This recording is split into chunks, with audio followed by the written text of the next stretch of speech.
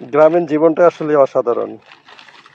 আহ, খুবই সুন্দর একটা পরিবেশ। আসলে শহরে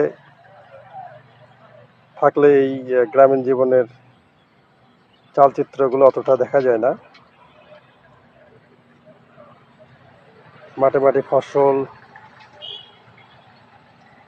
কৃষকের ব্যস্ততা, রাখালীদের গরু ছাগলের চারণভূমি,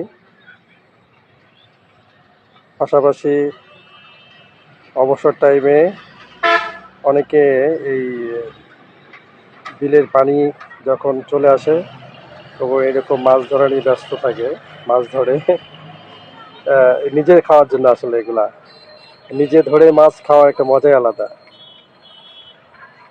সেটা আসলে শহরের মানুষ বুঝতে পারবে না, এটা শুধু গ্রামের মানুষরাই ভালো অনুভব করতে পারে আর কি।